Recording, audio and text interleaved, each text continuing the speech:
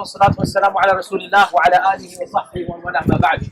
I wanted to give the same reminder tonight, but this view is simply unbeatable. So I'm going to expedite the reminder that I want to give tonight and do something else tonight, inshallah ta'ala. One of my main points for bringing all of you here is not just to pray in Masjid Al-Aqsa and to get some personal rewards to go back home. That is one of the goals. One of my main goals for bringing groups here, and alhamdulillah, we are one of the largest groups, if not the largest group in America that comes every single year, and every year we increase the numbers. One of my main goals is so that each and every one of you sees the reality of what is happening over there, sees the good and the bad, the beautiful and the ugly, and your iman soars up even as you feel the bitterness and the pain. Because the one who sees is not like the one who hears. When you see how beautiful this place is, the spirituality, the peace, and yet you see the occupation, and you see the dhulm and the udwan, and you see how empty this is, then your heart, even as it's peaceful, it is also burning with so much going on. So what I want is to motivate each and every one of you, that when you go back home, you become an ambassador for this land, which is our land. You become an ambassador for the importance of this land, for the barakah that Allah has given al-ard al-muqaddas التي باركنا فيها للعالمين. Allah says in the Quran, we bless the alameen, we bless the whole world in this land.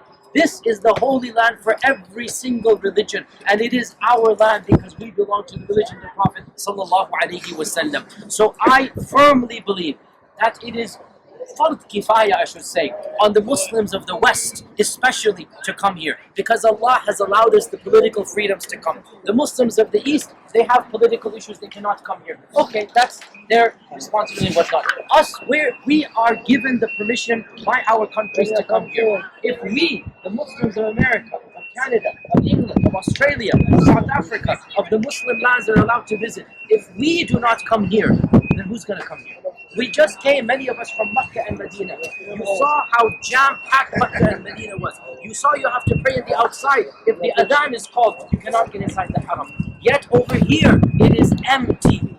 Absolutely empty. In peak season, it is empty. Doesn't it make your heart beat that this holiest of holy sites is abandoned? Why is it abandoned? You know why it's abandoned. Because the people who are occupying it do not allow the locals to pray here, except if they meet a long list of conditions. They don't allow the people to come and pray. So what do you think is going to happen? So if we do not come and support Masjid Al-Aqsa, if we do not come and support the Holy Land, then who is going to support it? And I want people to come and see it with their eyes, because to merely talk is one thing, to see is another. So my passionate plea to every one of you, and that's why I do this every year for the last 3 years.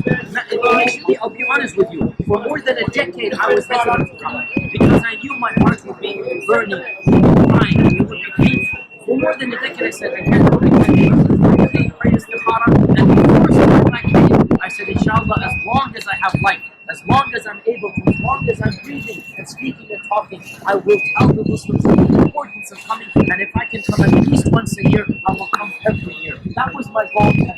As of yet, I managed to do that, and I pray I continue to do this, inshallah ta'ala, as long as I'm able to. But the goal isn't just me. The goal is every one of you then becomes an advocate, then becomes an ambassador. You go back and you tell the Muslims of the West that, look, we understand it's emotional, it's occupation, we understand that your heart is going to bleed and whatnot, but at the end of the day, we also have an obligation, and that obligation is to support Masjid Al-Aqsa. That obligation is to support our Palestinian brothers and sisters, and that is why we make it a point that we stay at Palestinian hotels. We hire out Palestinian tour guides, even if we have to sacrifice. You see the whole hotel we're staying in, it's not like the Mecca and Medina one for those who were there. We have to downgrade. That's okay. We're going to do that, because that's one of the reasons we are here. Because we are here in order to help the Muslim whose businesses will not be helped if we do not come, whose economic infrastructure is not going to be supported if we from the West do not do that. And so, brothers and sisters, as we stand here looking at this beautiful structure behind us, and we see the importance, and we also see the situation it is in,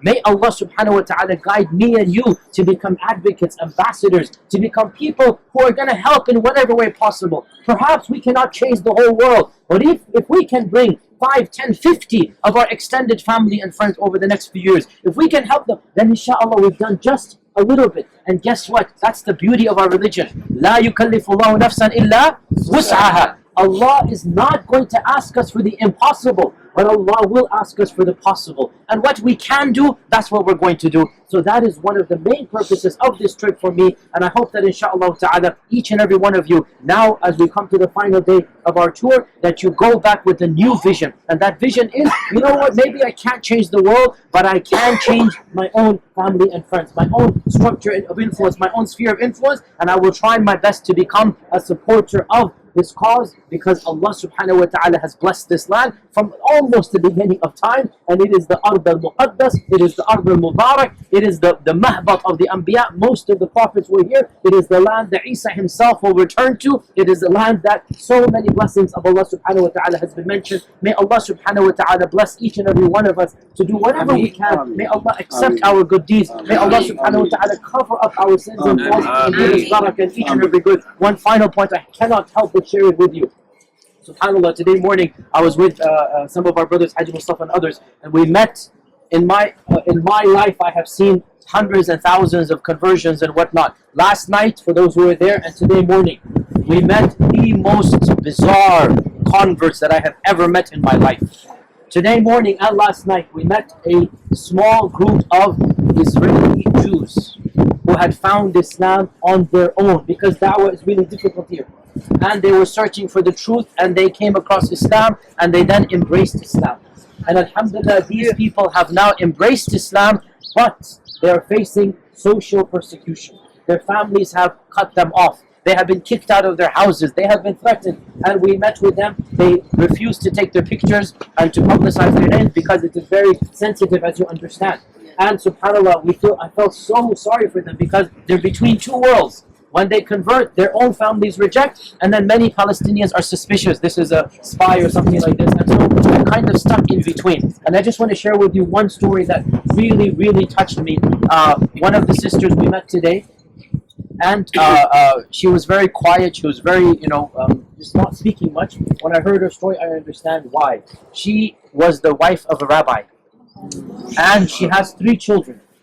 And when she discovered Islam and converted, the children were taken away from her, and she has not seen her children for a few years. But she is firm in her iman, and she is now living in a refuge house. It's literally like Darul Arqam type, like secretly away she's living, and she's not, in the public eye and whatnot. And wallahi, I was so moved and touched, because we cannot give up our sins for the sake of Allah, but she gave up her children for the sake of Allah.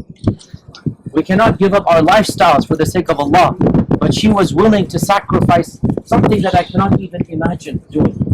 That she's not going to give up her Islam, no matter what.